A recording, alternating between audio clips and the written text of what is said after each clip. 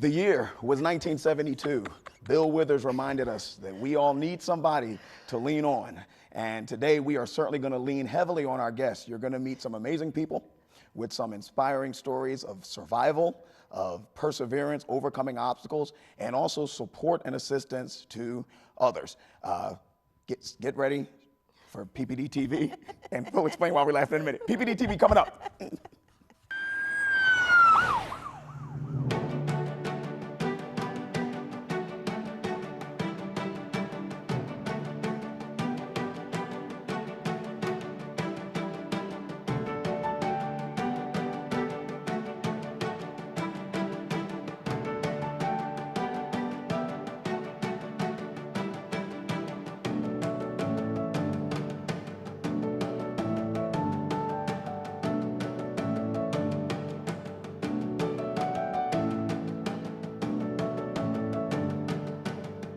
Welcome to another edition of Ppd-Tv. As always, I'm Captain Sekou Kennebrew. And I'm Altavis Love Craighead, Inspector with the Community Relations Division. Are you comfortable, Inspector? I am comfortable. You thought I was going to say the Club Nouveau version of the song of Lean On Me. Oh, Lord. But you was going to start doing the Cabbage Patch, and so I went with the Bill Withers version. So, Yeah, you caught me off guard. Yeah, that's right, the original Bill Withers. Anyway. How was Thanksgiving? It was outstanding. I'm still, I had to put it. Stuff. Yep, exactly. Yeah, I had me to too. let the waistband out a little bit. So we had a good time. That's good. And we also, as a department, had a really good time. We really did. What did we do? Because I We saw had you out there. Operation Thanksgiving. Yep. Yeah. Where the police department, we pulled our resources, all the officers on their own, we pull our resources, and we give Thanksgiving baskets to those who were facing some economic challenges. Yes. And it was a really a good time for everyone involved, and it's just really good to help out. Yep. Yeah. And we actually have a video that we want you to see of the Operation Thanksgiving. So take a look.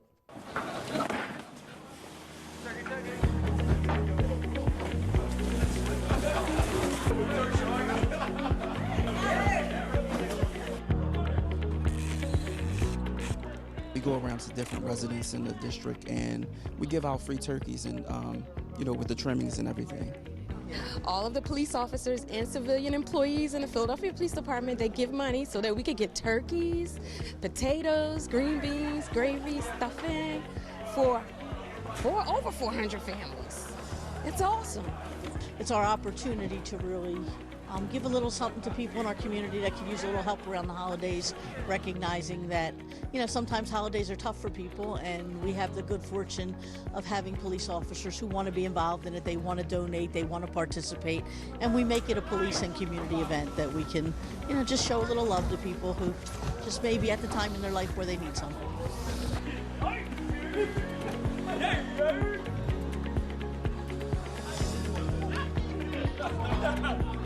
Greatest joy is the folks that work the wagon, the ones that actually get to deliver them to the homes and see the reactions from people who may have thought they weren't going to have such a good Thanksgiving and realize that somebody who they may have never met actually cares about them and wants to make sure that they have a nice holiday.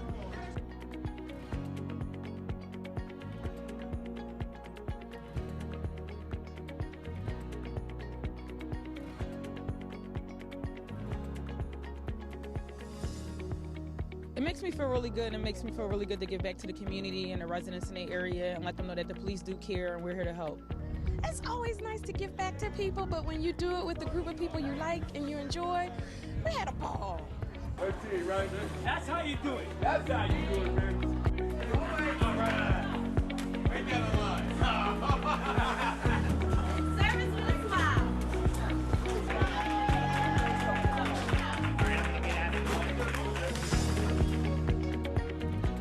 All right, we're back. Now that you got your pillow and my shirt is actually buttoned now, we can go on with the show. I knew you were going to say something. Oh, nope, couldn't resist.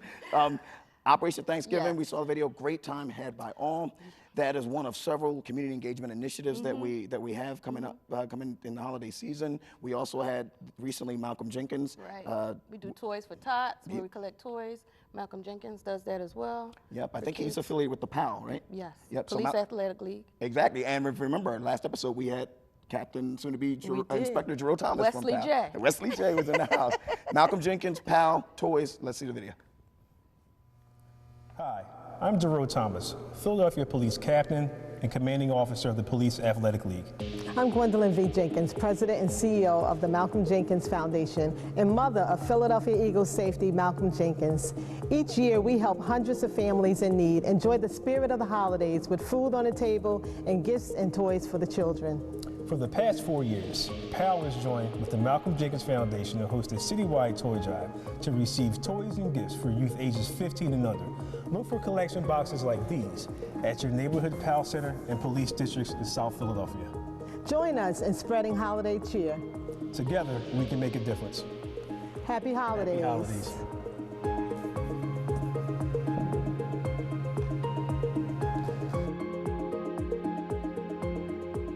Right. Pal, the toy giveaway, Malcolm Jenkins, Jerome making a cameo again, and I actually asked him would he come back next time after he's promoted.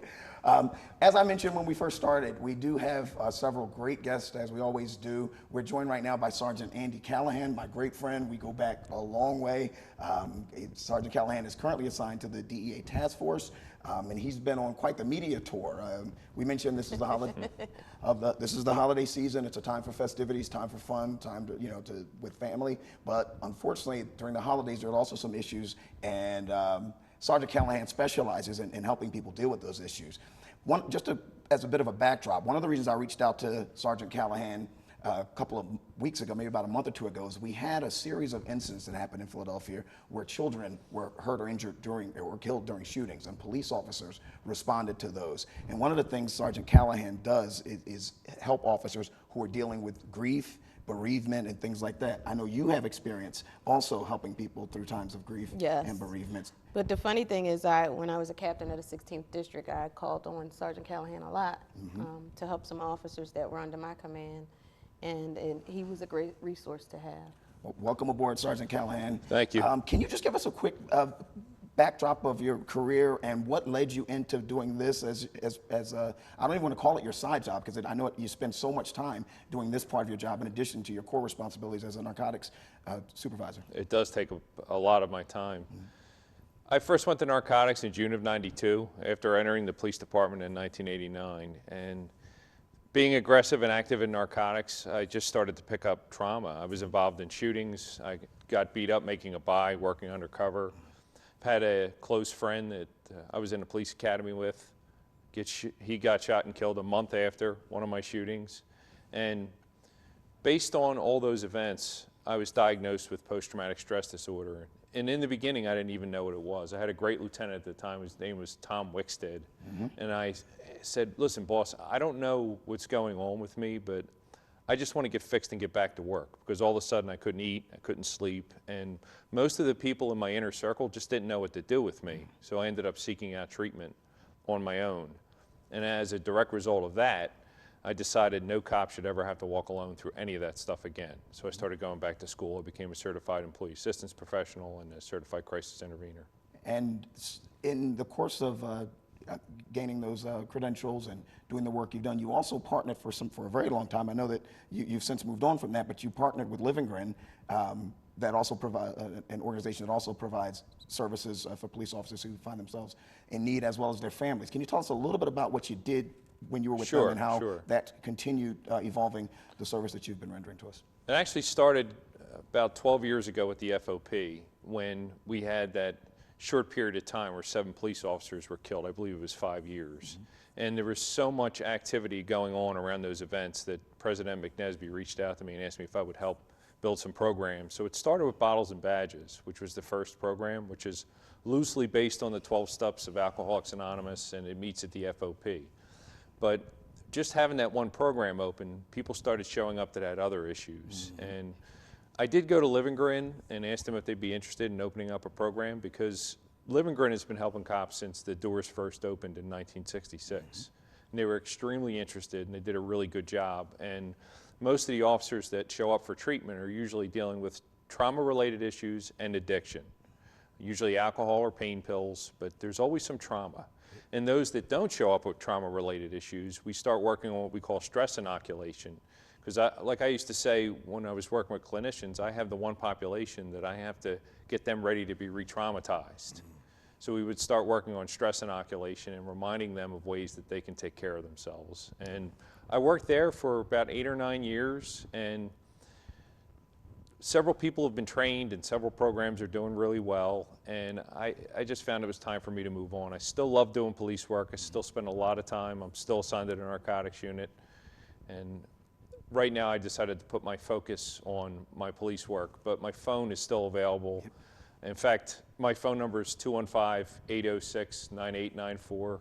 I spent an hour on the phone with a cop last night who was going through some things, and coming into the holidays gives it another dimension, because you could have trauma or things going on in your life, and now all of a sudden you have the pressures of the holidays on top of you as well. And one of the big things I have to teach cops to do is learn how to communicate with their families, for them to learn to turn the police work off, or that mode off, when they re-enter their homes. What do you see during the holidays? What is it about the holidays that triggers emotions or trauma for people that puts them in a place where they need to get additional support?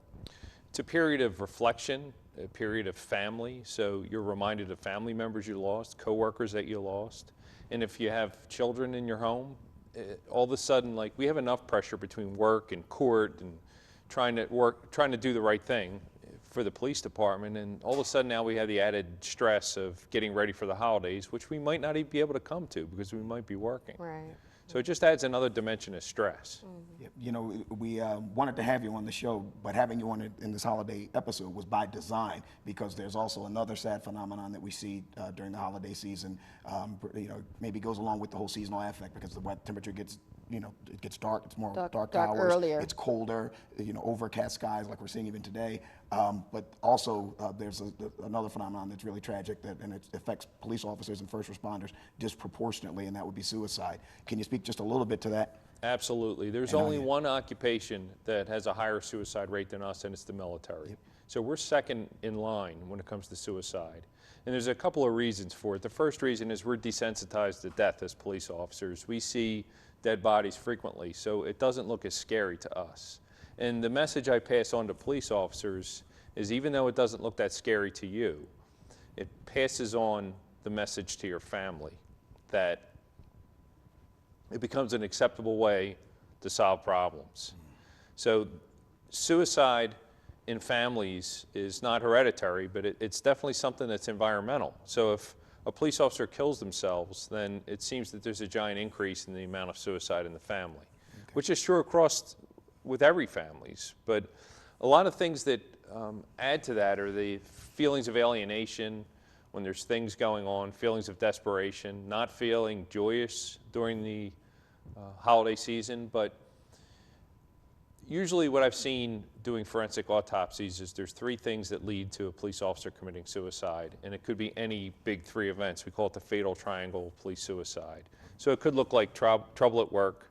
You just found out that your wife or husband wants a divorce, followed by a parent being really sick. It could be any of those combinations, and that's the police officer that we have to put on suicide watch. We're natural crisis interveners. Yep. And it seems like we can handle just about anything. But whenever we have too many things at once, we're in danger. Okay. Andy, we're running a little short on time. We would love to have you back. Thank you so much for joining us. We will have you back because I know we barely scratched the surface. Right now, we do want to take you to a quick video about an amazing story of survival, dealing with cancer research and funds being raised for that. So let's go to that video, and we'll be right back. Thanks again.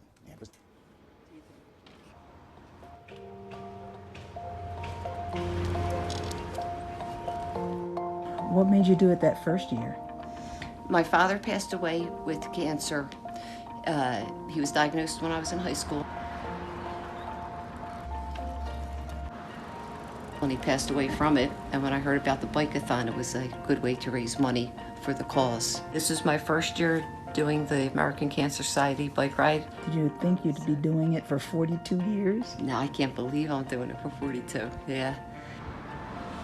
Hopefully I stay healthy. My goal is to be in my 80s and still pedaling for the American Cancer Society.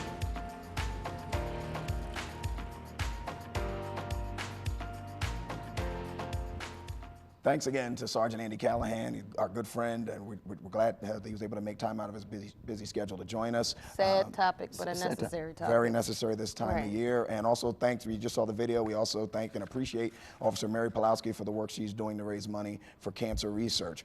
I mentioned when we opened that you're going to hear amazing stories about resilience and survival and overcoming obstacles, and with that, I'm very privileged. We're very privileged to introduce our next guest, Lieutenant Jennifer Vrana from the 5th District. Thank you for joining us, LT. I don't even know where to begin because your story is so amazing.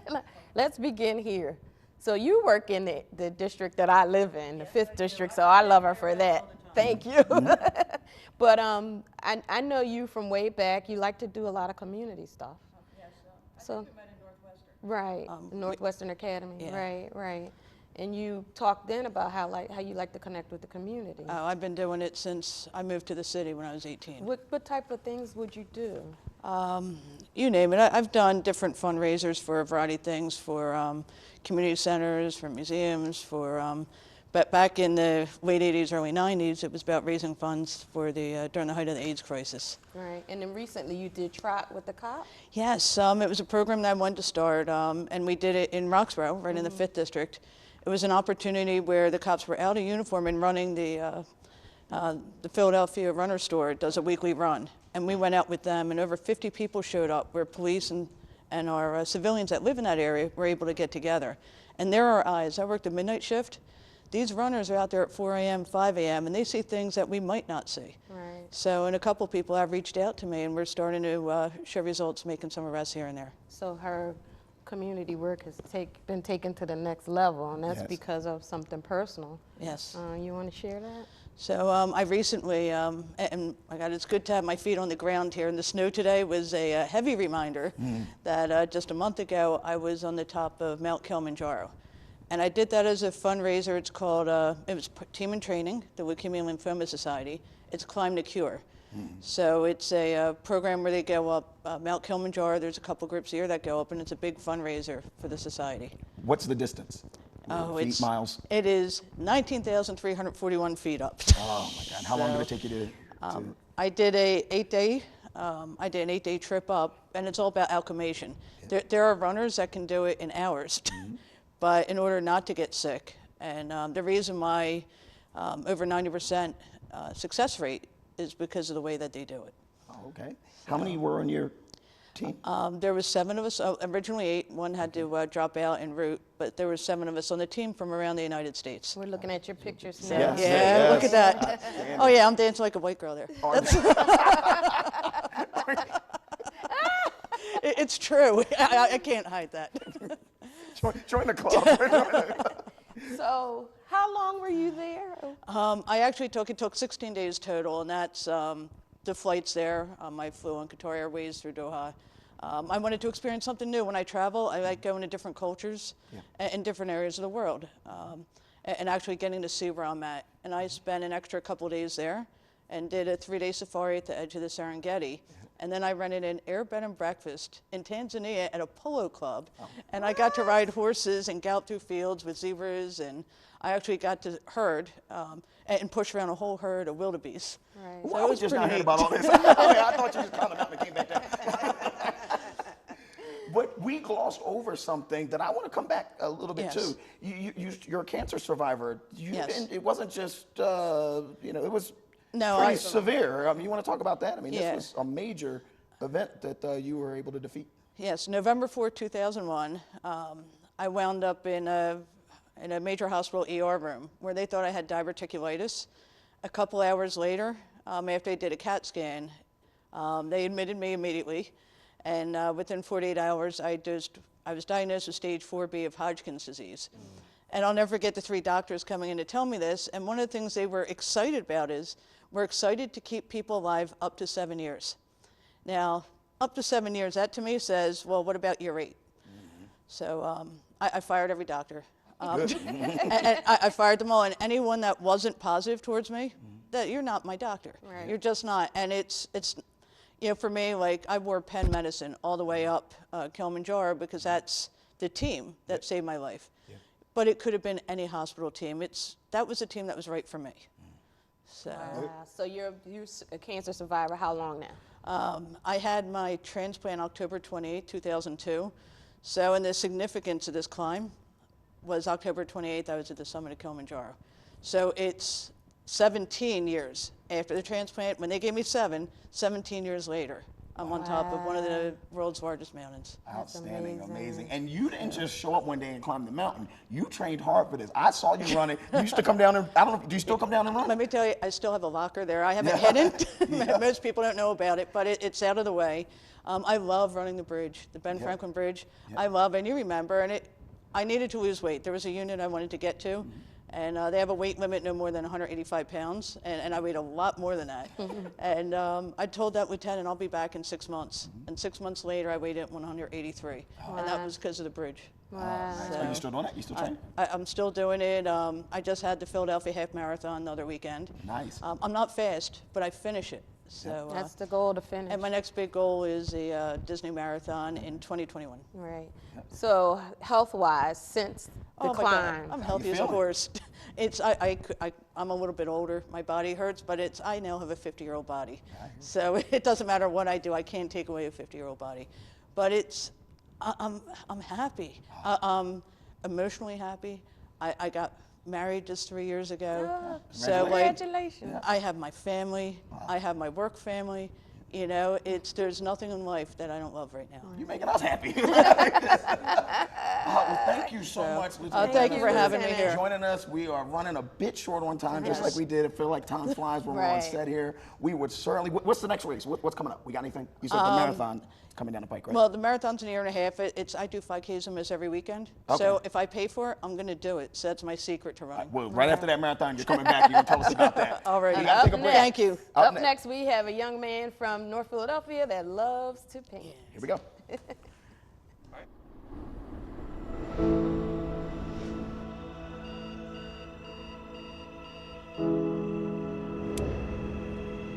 Wake each morning and get lost in the adventure, knowing that you will be ready for wherever the day takes you. Learn from those willing to teach. Their wisdom and their strength will become yours. They will impart to you a tradition of education nationally recognized for its value. A tradition worthy of your best efforts. As young men and women of LaSalle, we will invest in you the guidance to blaze your own path. To go forth into the unknown with new certainty. To realize your full potential as professionals, as leaders, as citizens.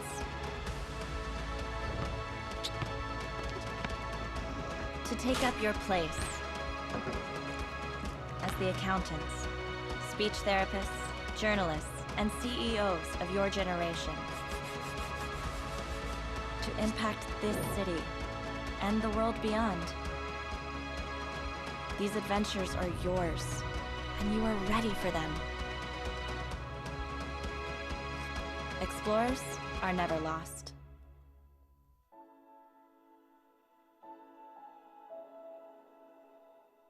We are back. Wasn't Lieutenant Vanna great? She was great. I'm still beaming. Her story is just, I mean, wow.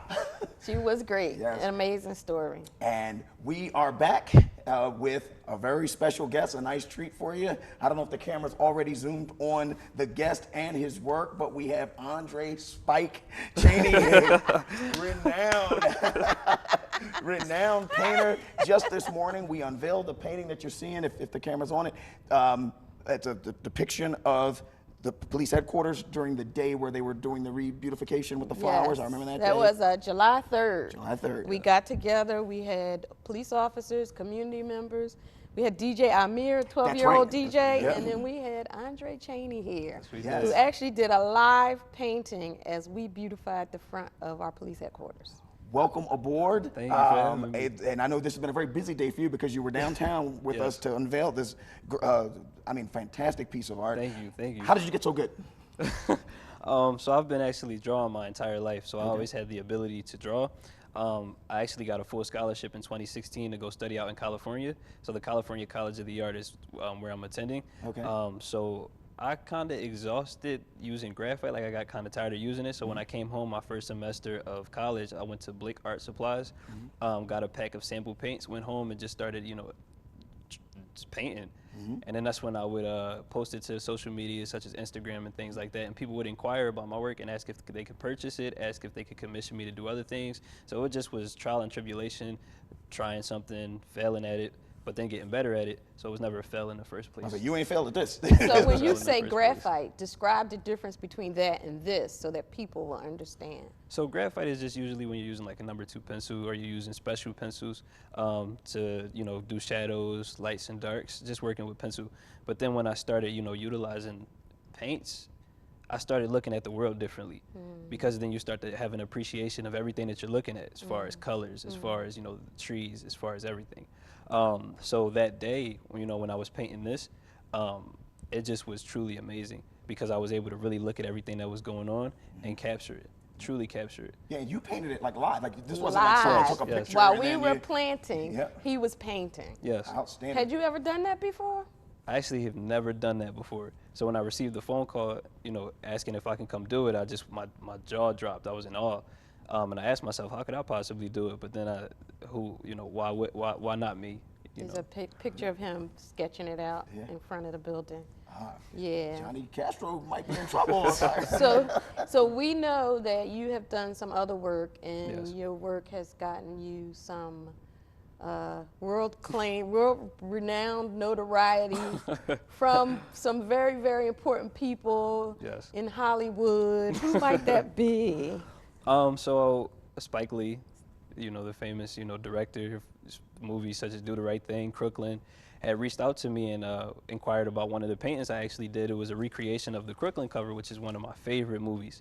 So he reached out and asked me if he could buy the original. So that's amazing. Like, you know, we were talking offset before you came up, and I'm not a connoisseur of the arts, but I could tell just stylistically you were absolutely influenced by Ernie Barnes, Dynamite, and look it up. Tell us a little about that. Who else you drew some inspiration from? So Ernie Barnes is actually one of my favorite artists, just being, you know, a fan of Good Times and watching JJ, you know, I feel like I am JJ, you know, just coming up in the world. But also some of my favorite artists would, you know, also be Basquiat, it would be Norman Rockwell, it'll be J.C. Leyendecker. You know, some of these artists are my favorite artists, and I just would follow them stylistically, the way that they would capture portraits, the way they would capture, you know, scenery. It's beautiful. Well, let's give you a quick plug. You mentioned you're on social. How do we find you? We want to commission you to do stuff. Come on. Thank you so much. So actually, I am on Instagram. So my Instagram is at VNDRE_NC. Once again, that's VNDRE_NC. So what does your future hold? What are you going to do next? Where what are you am going? I going to do next? Where are you headed? Back to school. California College of the Arts. I'll be in San Francisco and Oakland once again. But I just plan on being in some of the biggest museums that the world has to offer. That's what I'm talking about. Well, you're already in a real big building at 750 Ray Street. This will be prominently displayed at our headquarters. Thank you so much for joining us on the big comfy couch here. And, it's a pleasure to have you. We want to bring you back when you're on, you know, when you're out of school, and when you have more great paintings. And Johnny Castro, look out. Who's Johnny Castro? Our graphic artist. They don't know that. Johnny Castro's our graphic artist, another fine talented artist. He's trying to give away your job. But he's in trouble. Look at that. Thank you guys so much. Thanks to all our guests, Lieutenant Veranda, Sergeant Callahan, Spike. Andre Spike Cheney. In the house. And we will be back after the holidays with the next installment of Ppd-Tv. Thank you so much for joining us. Happy holidays. And happy birthday, Aunt Ramona.